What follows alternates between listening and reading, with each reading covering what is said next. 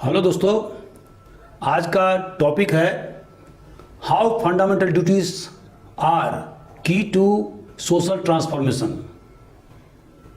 किस प्रकार हमारे देश के संविधान में उल्लिखित मौलिक कर्तव्य सामाजिक बदलाव का कुंजी है। तो इस विषय पर आज मैं व्याख्या प्रस्तुत करूंगा। दोस्तों, मैंने इस टॉपिक को क्यों चुना? क्योंकि 15 अगस्त को झंडा फहराते वक्त सुप्रीम कोर्ट के मुख्य न्यायाधीश श्री एन.वी. रमन्ना ने कहा कि हमारे देश के संविधान में वर्णित मौलिक कर्तव्य सामाजिक बदलाव के कुंजी है। तो इसी विषय पर मैं चर्चा करूंगा कि आखिर उन्होंने ऐसा क्यों कहा और उसका अर्थ क्या है। दोस्तों, हमारे मूल संविधान में मौलिक कर्तव्य का कोई वर्णन नहीं था। 1976 में 42वें संविधान संशोधन के द्वारा फंडामेंटल ड्यूटीज को हमारे संविधान का अंग बनाया गया और उसे धारा 51A में दर्शाया गया है। और ये सभी मौलिक कर्तव्य जो कुल 11 हैं, उन्हें स्वर्ण सिंह कमेटी के रिकमेंडेशन के आधार पर हमारे संविधान के भाग 4 में उल्लिखित किया गया है। जैसा कि आप जानते हैं कि भाग 3 में फंडामेंटल राइट्स का उल्लेख है, धारा 12 से लेकर के धारा 35 तक, और जिसमें नागरिकों को, आम जनता को राज्य से सुरक्षा प्रदान की गई है कि राज्य को क्या नहीं करना चाहिए। जैसे कि धारा 14 में यह लिखा गया है कि कानून के समक्ष सभी समान हैं और राज्य किसी को भी समान कानूनी संरक्षण से वंचित नहीं करेगा। और इसी तरह से किसी भी प्रकार का डिस्क्रिमिनेशन माने भेदभाव धर्म, जाति, लिंग, गोत्र, क्षेत्र के आधार पर नहीं किया जा सकता है और सभी को अवसर की समानता होगी। लेकिन संविधान पॉजिटिव डिस्क्रिमिनेशन की भी बात करता है और महिलाओं और बच्चों के लिए विशेष उपाय करने की भी बात करता है। और इसी तरह से संविधान किसी प्रकार के आर्बिट्ररी अरेस्ट से राज्य को मना करता है। दोस्तों, भाग 4 में directive principle of state policy यानी राज्य के नीति निर्देशक सिद्धांत का वर्णन किया गया है, जहां पर फंडामेंटल राइट्स इनफोर्सेबल हैं।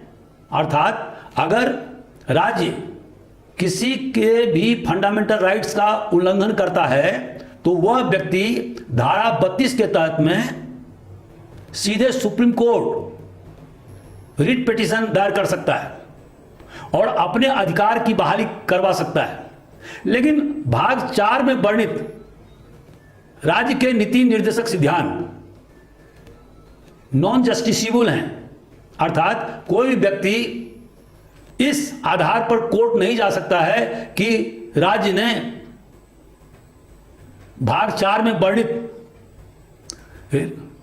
राज्य के नीति निर्देशक सिद्धांत का अनुपालन नहीं किया है। तो दोस्तों, directive principle of state policy राज्य को कुछ खास काम करने की ओर प्रेरित करता है, जैसे कि कॉटेज इंडस्ट्री को बढ़ावा देना, एलिमेंट्री शिक्षा अर्थात प्राथमिक शिक्षा को अनिवार्य करना, मद्य निषेध को लागू करना, साइंटिफिक आधार पर खेती करना, इन्वायरमेंट और मॉन्यूमेंट्स को प्रोटेक्शन देना। राज्य ऐसी व्यवस्था करेगा जिसमें फ्री लीगल एड की व्यवस्था की जाएगी और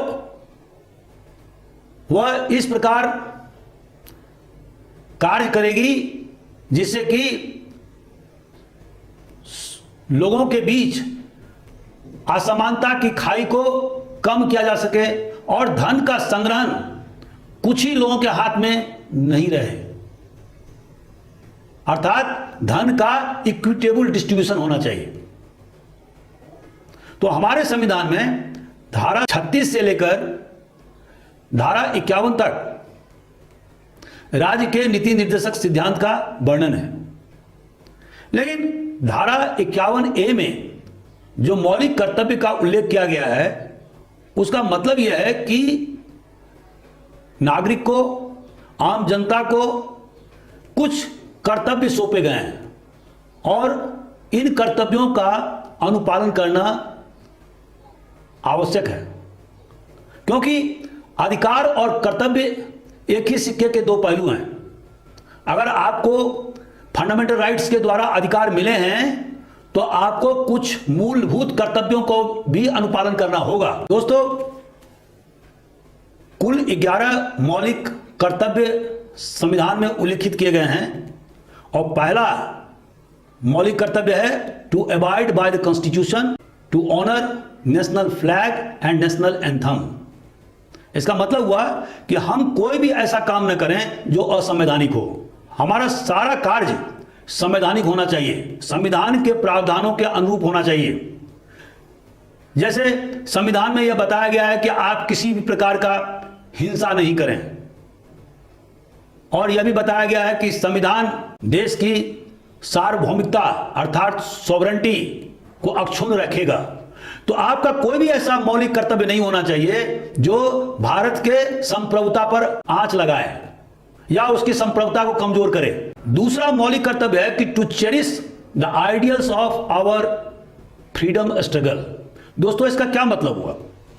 जैसा कि आप जानते हैं कि हमारे देश की आजादी बहुत संघर्ष, तपस्या और बलिदान के बाद मिली, और हमारे देश का जो फ्रीडम स्ट्रगल था उसके कुछ आधारभूत सिद्धांत थे।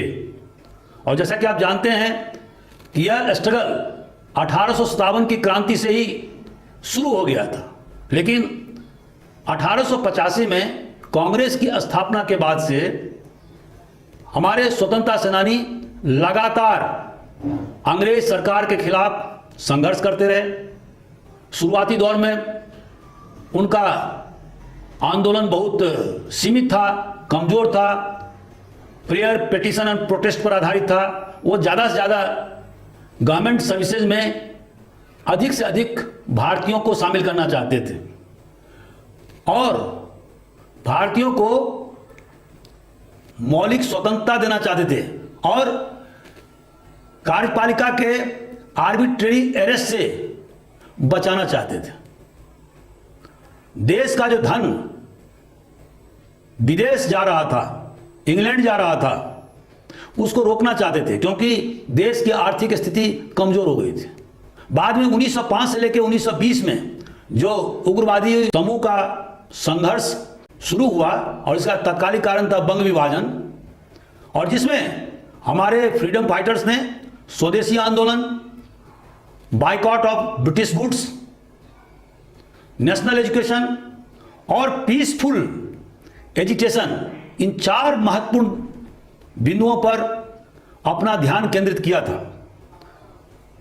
गांधी जी ने सत्य, अहिंसा और सत्याग्रह के माध्यम से नॉन कोऑपरेशन, सिविल डिसोबीडियंस और क्विट मूवमेंट के द्वारा उन्होंने मास मोबिलाइज किया। लेकिन जो उनका जोर था वो था अहिंसा, कि हिंसा का स्थान पब्लिक लाइफ में नहीं होना चाहिए। 1928 के नेहरू रिपोर्ट में और बाद में 1930 के कांग्रेस के कराची अधिवेशन में कांग्रेस ने भारतीयों के लिए मौलिक अधिकार जैसे कि धार्मिक स्वतंत्रता, सामाजिक स्वतंत्रता, कानून के समक्ष हर एक व्यक्ति समान होगा, बहुत सारे मुद्दे उन्होंने रिजोल्यूशन के द्वारा पास किए, जिसमें कि समानता, स्वतंत्रता और भ्रातृत्व का सिद्धांत आजाद भारत में रहेगा। और इसी के अनुरूप हमारे प्रियम्बुल में, प्रकथन में liberty, equality, fraternity, political, social और इकोनॉमिक जस्टिस पर पूर्णतः फोकस किया गया है। तो दूसरा जो मौलिक कर्तव्य है कि प्रत्येक भारतीय को हिंदुस्तान के फ्रीडम स्ट्रगल के आदर्शों के अनुरूप अपना व्यवहार करना चाहिए। प्रत्येक नागरिक को देश की संप्रभुता, अखंडता और एकता की रक्षा करना चाहिए। इसका मतलब यह हुआ कि कोई भी नागरिक ऐसा कोई भी काम नहीं करे जिससे कि हमारे देश की संप्रभुता कमजोर हो जाए, उसकी अखंडता पर आंच आए। जो भी विभाजनकारी गतिविधियां कहीं भी चल रही है उसे तत्काल नागरिक रोके और उसमें सरकार की मदद करे। प्रत्येक नागरिक का यह कर्तव्य होगा कि वो देश की रक्षा करे और जब भी देश के द्वारा या सरकार के द्वारा उनसे सेवा की मांग की जाती है वो सेवा देने के लिए तत्पर हों। देश की सरकार अनिवार्य सैनिक सेवा, जिसको कंस्क्रिप्शन कहते हैं, अगर वो आम जनता से कराना चाहती है तो कोई इससे इनकार नहीं कर सकता। जैसे डिजास्टर के समय में, आपातकाल के समय में हर नागरिक का यह कर्तव्य होगा कि वह अपने स्तर पर ज्यादा से ज्यादा लोगों की मदद करे। पांचवा जो मूल कर्तव्य है उसका उल्लेख है कि सभी नागरिक आपस में भाईचारा स्थापित करें। दोस्तों, इसका मतलब क्या हुआ? जैसा कि आप जानते हैं कि हमारे देश में प्राइमोर्डियल लॉयल्टीज, जो प्राथमिक प्रतिबद्धता है, वो बहुत ज्यादा है। और ये प्राइमोर्डियल लॉयल्टीज हैं religion, region, caste, colour, creed, sex. तो इन प्राइमोर्डियल लॉयल्टीज को पार करते हुए एक ऐसा सम्यक नीति अपनाना जिसमें कि पूरे भारतवासी में भ्रातृत्व का संचार हो, उनमें ब्रदरहुड की भावना बलवती हो। जैसा कि आप पिछले दिनों देखते आए हैं कि देश में सांप्रदायिक हिंसा लगातार होती रही है, हजारों लोग मारे गए हैं, करोड़ों की प्रॉपर्टी का नुकसान हुआ है। तो पांचवा मौलिक कर्तव्य यह है कि जनता आपस में भाईचारा स्थापित करे। छठा मौलिक कर्तव्य है कि to preserve rich heritage and composite culture of India. दोस्तों, इसका मतलब क्या हुआ? इसका मतलब हुआ कि हम अपने विरासत को अक्षुण्ण रखें और जो हमारा समेकित जो संस्कृति है उसे भी हम अक्षुण्ण रखें। जैसा कि आप जानते हैं कि हमारा देश प्राचीन सभ्यता का देश है और पिछले 5000 वर्षों से हमारे देश के इतिहास हैं जिसमें विभिन्न प्रकार के लोगों ने इसमें अपना बहुमूल्य योगदान दिया है। जैसे कि उर्दू की उत्पत्ति, अब इसका जो फाउंडेशन है वह पर्शियन है, लेकिन जो उसका सुपर स्ट्रक्चर है वो है हिंदी, और यह डेक्कान में डेवलप हुआ।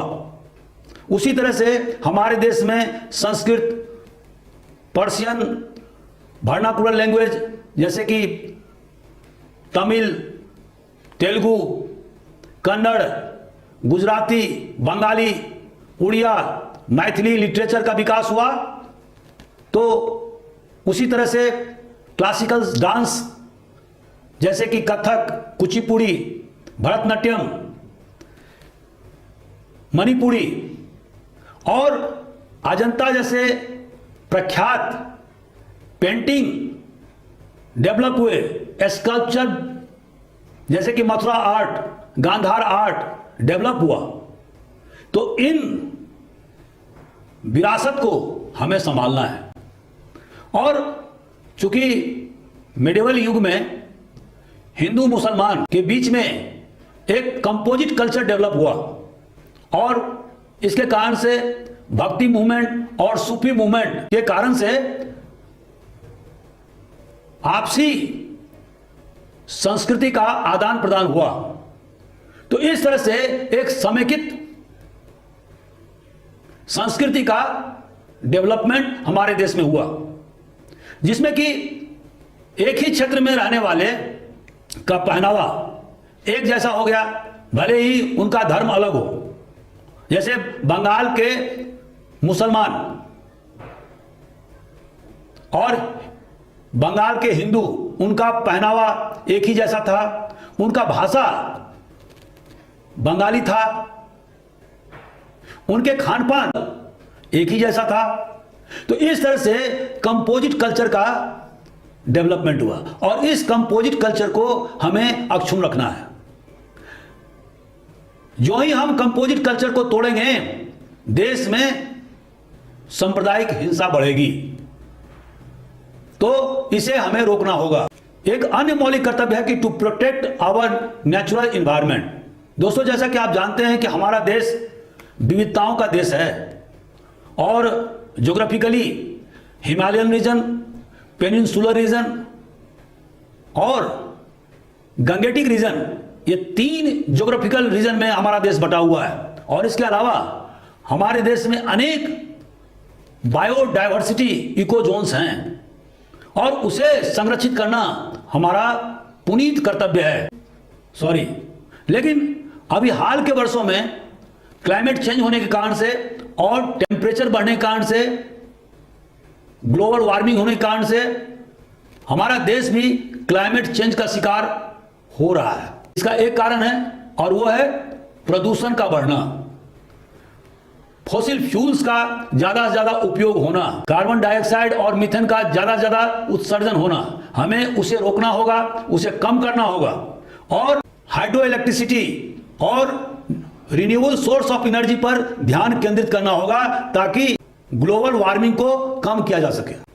एक अन्य फंडामेंटल ड्यूटीज की ओर इंगित किया गया और वह है कि आम जनता में साइंटिफिक टेम्पर विकसित करना, वैज्ञानिक सोच को बढ़ावा देना। दोस्तों, इसका क्या मतलब है?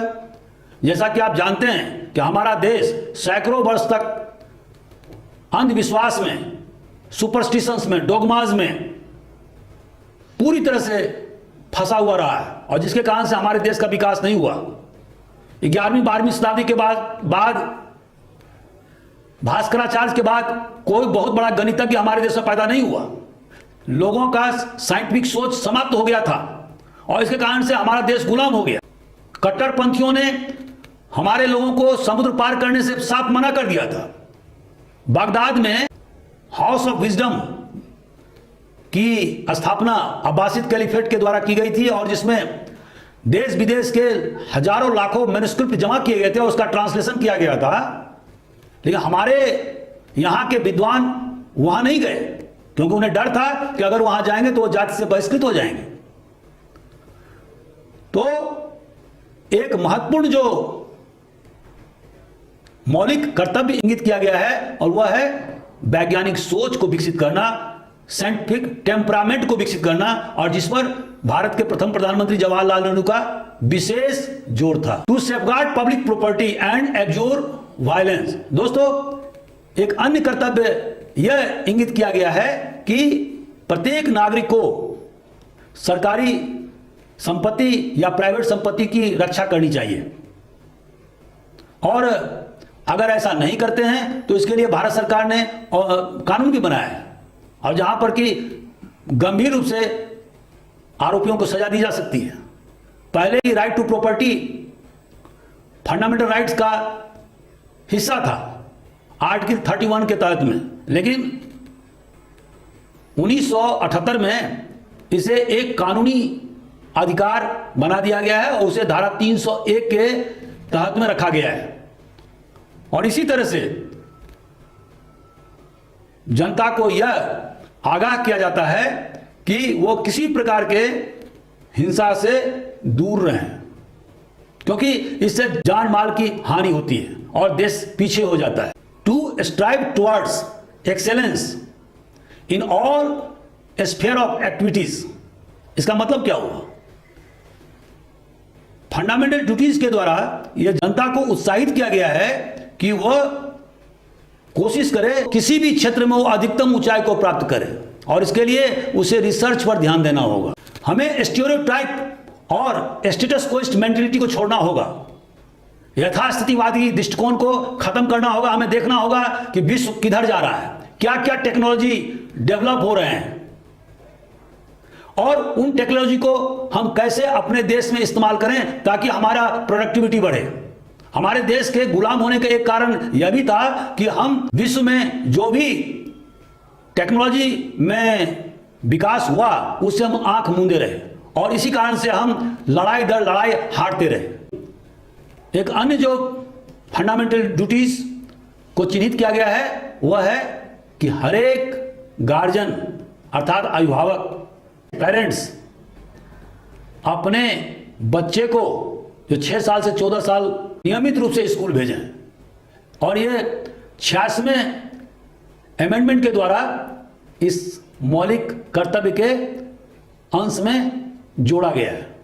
और इसका मकसद यह है कि अधिक से अधिक लिटरेसी हो, क्योंकि दोस्तों आप जानते हैं कि बच्चे ही हमारे देश के भविष्य के कर्णधार हैं।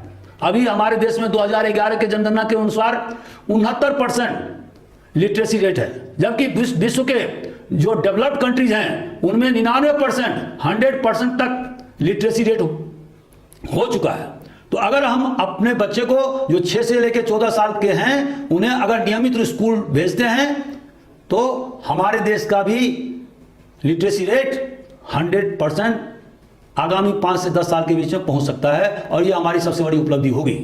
दोस्तों, मौलिक कर्तव्य का महत्व क्या है? मौलिक कर्तव्य को संविधान में क्यों रखा गया? इसके पीछे कारण यह है कि चूंकि हमारा देश universal declaration of human rights का सिग्नेटरी है, तो इसी कारण से हमारे देश में भी संविधान में इसका उल्लेख धारा 51A के तहत में किया गया है। और यह जो कंसेप्ट है वो सोवियत यूनियन के संविधान से बोरो किया गया है।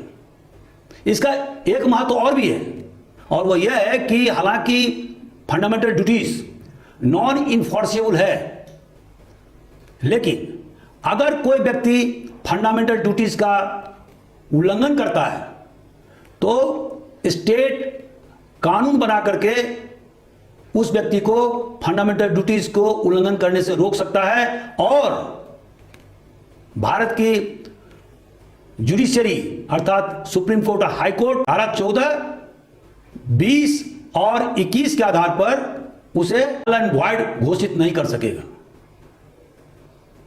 तो यह इसका बहुत बड़ा महत्व है। सबसे अधिक महत्व इस बात का है कि दोस्तों, rights and duties both are coterminous, दोनों एक साथ चलते हैं। यदि फंडामेंटल राइट्स भाग 3 के द्वारा हमें बहुत सारे अधिकार दिए गए हैं तो हमारा भी कुछ कर्तव्य है और जिसे हम मुंह नहीं मोड़ सकते। तो आज का हमारा लेक्चर कैसा लगा? अपना कमेंट्स जरूर लिखें। Thank you.